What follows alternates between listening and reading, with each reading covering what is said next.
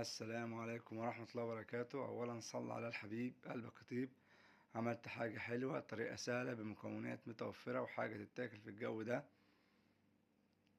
عملت كب كيك. يا رب الفيديو يعجبكم، لايك وشير لو عجبكم الفيديو، وصل على الحبيب قلبك طيب.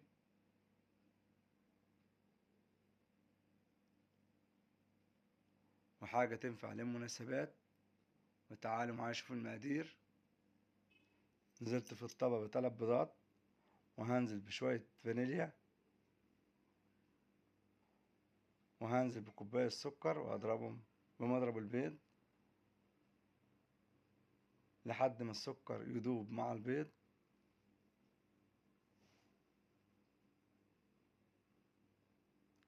بعد ما اضربهم كده هبدأ اعمل المكونات الجافة. نزلت في الطبق تاني بكوبايتين من الدقيق، وظرف بيكنج باودر، ورشة ملح، وهقلبهم مع بعض، وهنزل بيهم على المكونات السائلة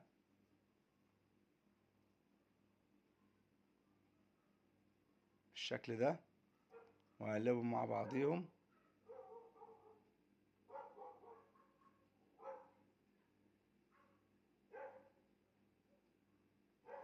وشوية زيت وربع كوباية من الحليب، ودهنت كده عيون الكب كيك بالشكل ده، وهسكب كده العجين في العيون دي. هعمل 6 فانيليا و6 بني، وقسمت العجينة نصين، والنص التاني نزلت بمعلقة كبيرة من الكاكاو الخام، وأعمل 6 بني، وسكبتهم ب6 فانيليا و6 بني بالشكل ده. وبدأت دخلتها الفرن وطلعتهم تاني بعد نص ساعة. هبدأ أعمل الكريم شانتيه. نزلت نص كوباية من الماء الساقعة وظرف من الكريم شانتيه، وأضربهم بمضرب البيض بالشكل ده. وبدأت أزين كده الكب كيك من فوق بالشكل ده. عملت كده أشكال.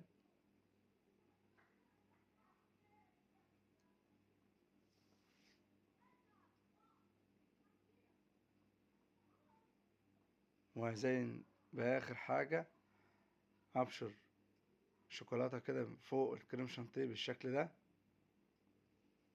وادي الشكل النهائي.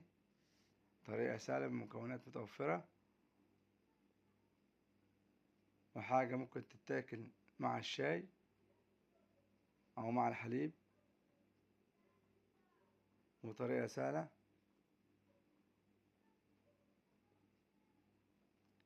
صل على الحبيب قلبك طيب.